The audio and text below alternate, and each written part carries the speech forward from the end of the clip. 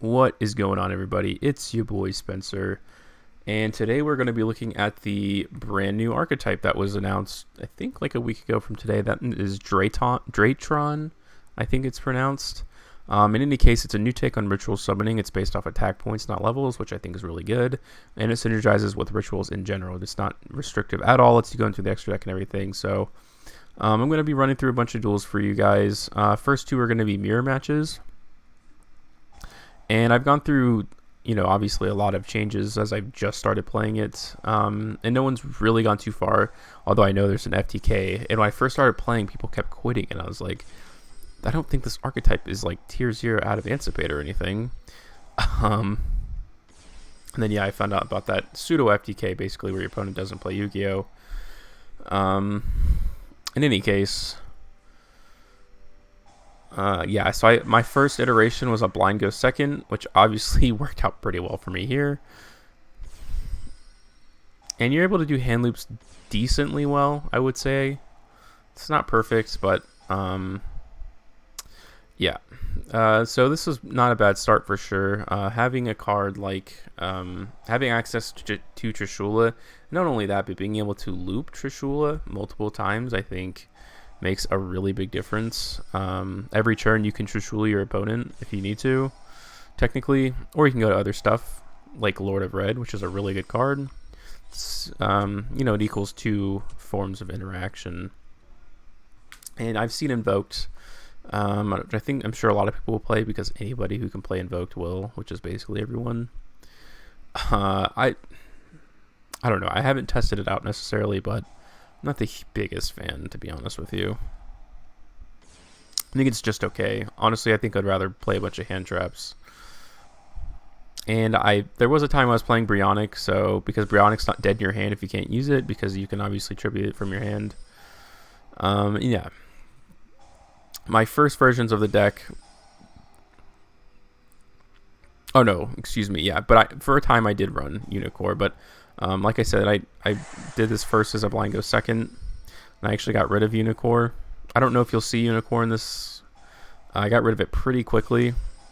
It's just having a blind Unicore is just not very good. I would much rather have Trishula. So yeah, I mean, it's as much as you can do resource loops, it's still a problem, I would say, especially look at this guy. Here's adding Nister, and yeah, so going first isn't great, but luckily I didn't open all my evenly matches and stuff like that. Lightning Storm, I got pretty lucky there. I actually order this wrong, so not my best. This is when I first learning, but I just want to give you guys a feel for kind of what you could see. And this equals 4 levels of interaction, obviously. 1, 2, 3, 4, and obviously just use that. He did have the Call by the Grave, but I don't know. I don't feel that bad about it. It's one less card for him to do. And this isn't a threat at all. But when you go into stuff like Xyz monsters, obviously you want to do something like that. So, and again, I have 2 interactions, and this represents 3 during my opponent's turn.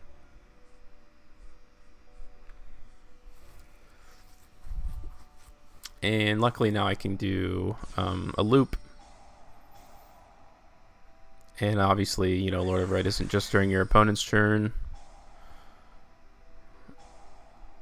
And that's what I really like about the deck is the recursion. I think it needs at least 1 more main deck monster and 1 more ritual before I start getting truly super into this and start calling it towards tier 2. It would have to have a pretty good boss monster otherwise.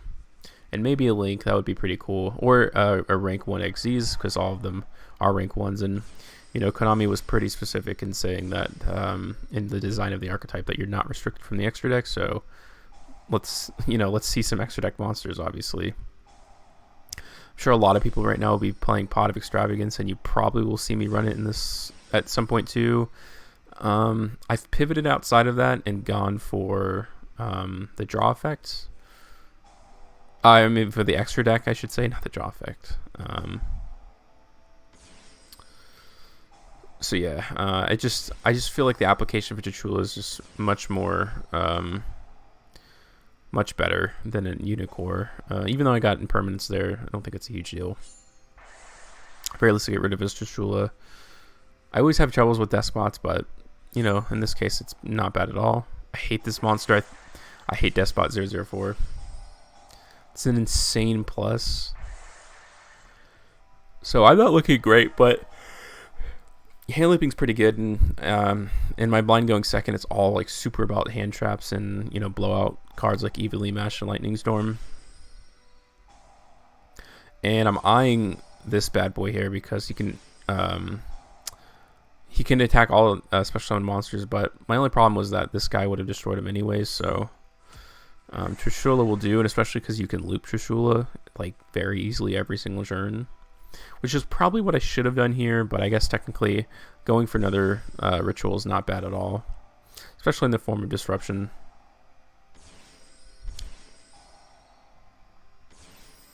Being able to consistently ritual summon just with one ritual card in your deck just totally helps the brickiness of the deck, because it's searchable by the field spell, obviously, and then one of the monsters, and then, you know, you can search and emergency teleport your monsters, so there's tons of access.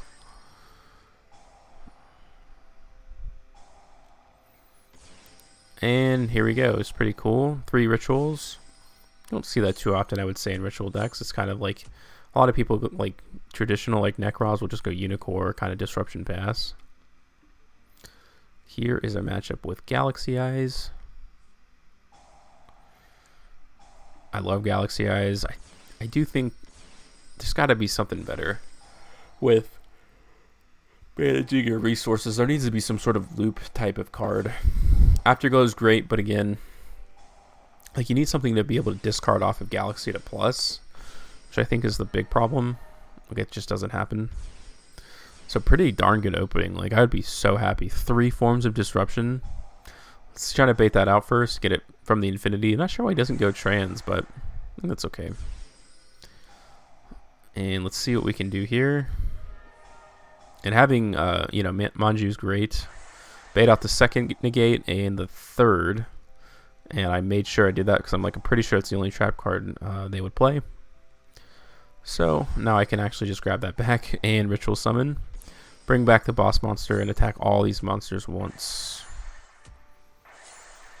So I have disruption in the form of sending. It is targeting, but it does send, so it gets around destruction at the very least.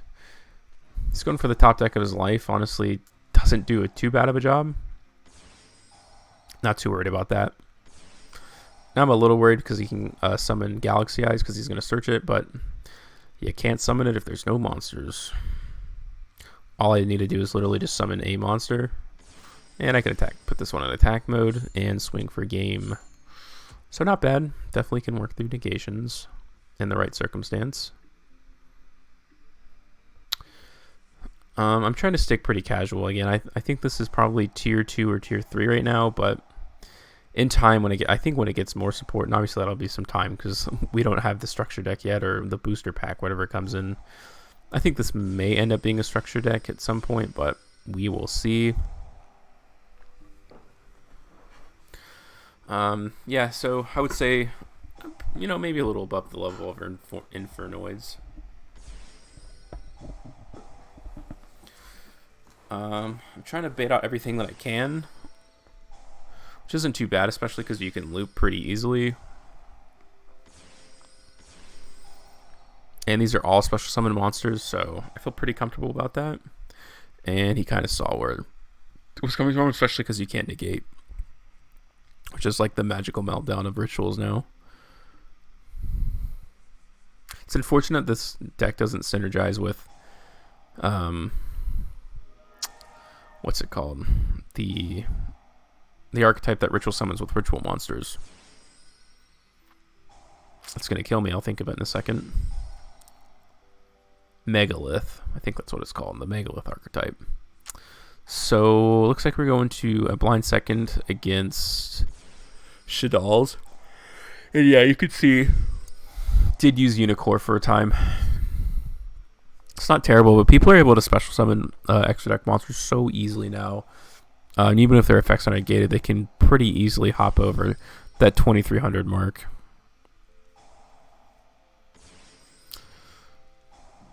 And let's see what I go into here. Nice to have it form a disruption. I go for Trishula, and again, I ended up cutting out Unicorn, like I said, because it's just like, okay, the application's like almost always better. Ritual Summon twice in one turn, which is not bad. You know, Unicorn is great if you would have this. You know, I negate monster effects, and I can negate his summon if he does manage to summon a monster that's above that, and he can't activate Shaddoll Fusion either, so not bad. It's probably a pretty good matchup, like meta-wise, I guess, or competitive-wise. It's a good matchup against Shaddoll and Invoked, in a sense. Here's Cyber Dragon. It was actually a pretty good Cyber Dragon player from what I remember.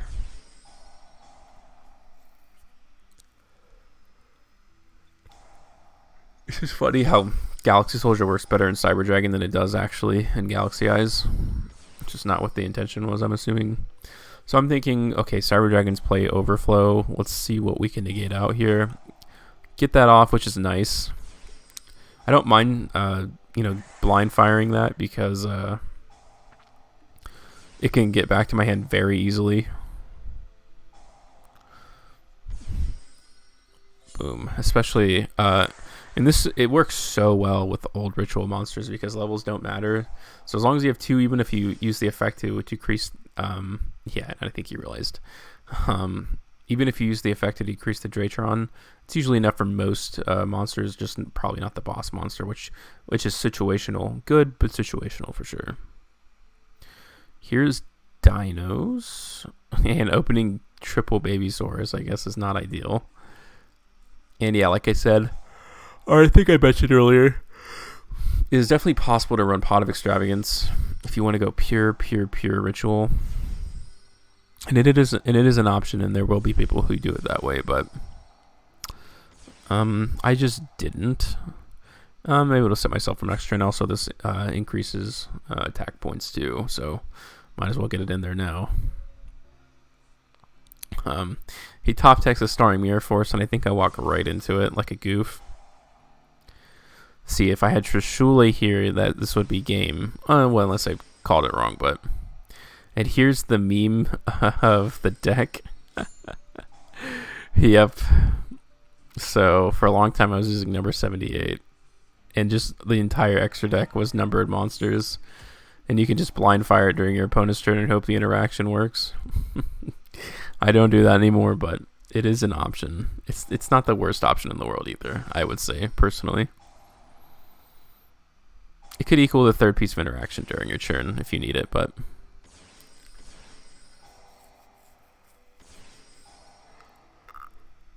I'm able to go for the boss monster, destroys it, so not good for me. He keeps top decking terribly. But yeah, having Cyber Emergency be the you know, roto of the deck, which is insane, honestly. It'll bring it right back.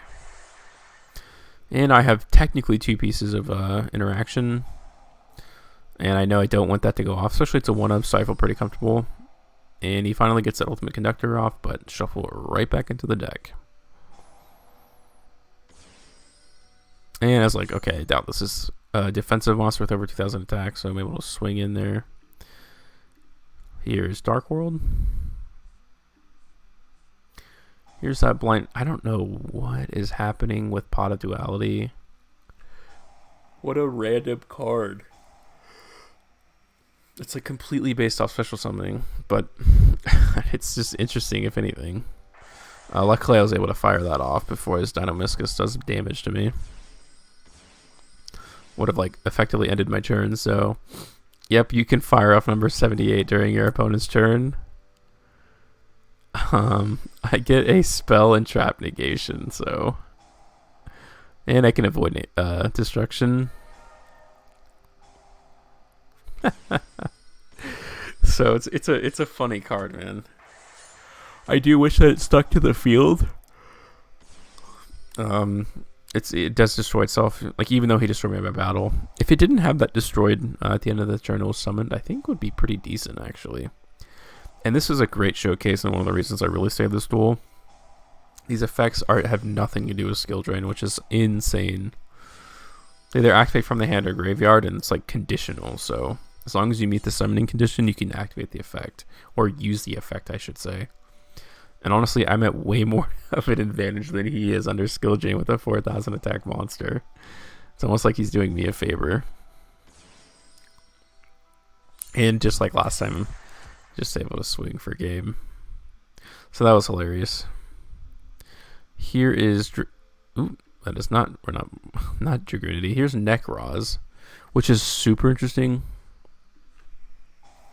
And there's definitely some synergy in between, so I'm curious to see where people take this, because it is fresh.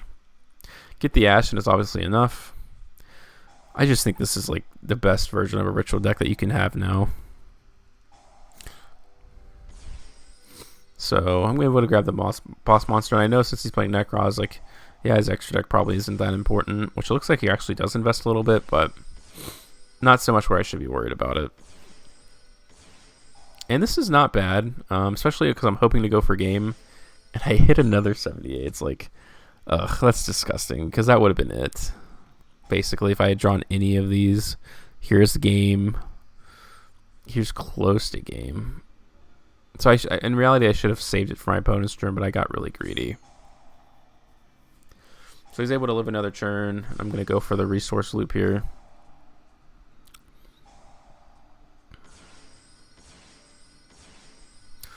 And now I'm actually smart enough to actually save this for my opponent's turn. And I know at least I'm not going to do this. Let's see what kind of interaction we can get. And Spell and Trap is not bad at all. Unless my opponent has... you know, Dark Ruler no more, but he wasn't actually able to follow up on it. I think he's able to negate again the battle phase.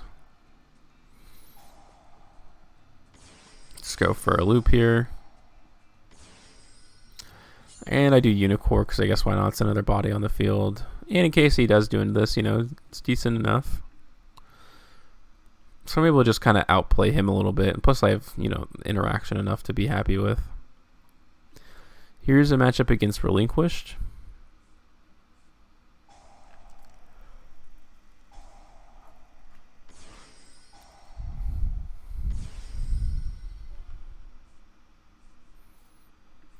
And it's honestly not great, but I do have that evenly match, so I'm able to deal with it a little bit. And I know he's going to go for it eventually.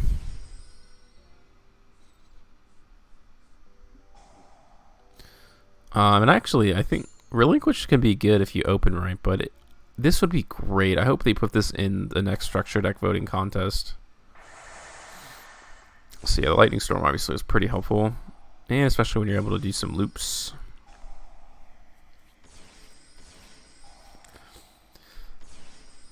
And maybe it would have been smarter for me to go Unicore, especially because I know he's playing this kind of stuff, but it's okay. I'm still happy with the interaction that I get in any case, so not bad. That was a quick, short one. Last three should be the best. Here is my fave, and I guess people are doing like layer things. You'll see soon my take on the splashable Sacred Beast, but here we go.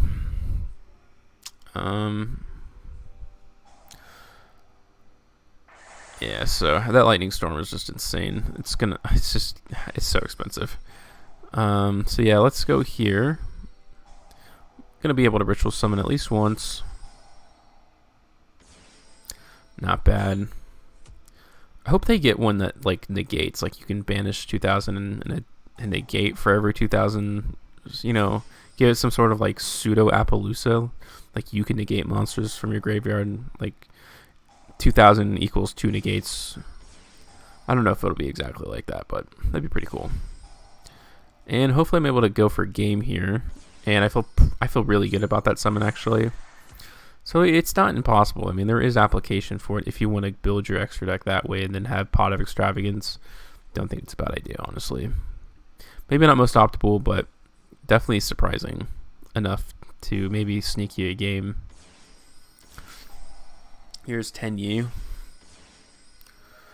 And Tenyi is such an interesting deck. It truly, truly is. It's just, the funny thing, part of it is I think that It's like the archetype is based off of non-effect monsters, but there's so many effect monsters. Like, and now people are building decks like that have basically nothing to do with Tinyi, but it's just funny to me. Like, most people's Ekro decks, I think, are just like absolutely insane. Hard Earth's definitely not bad at all. Would have been better during my opponent's turn, but still.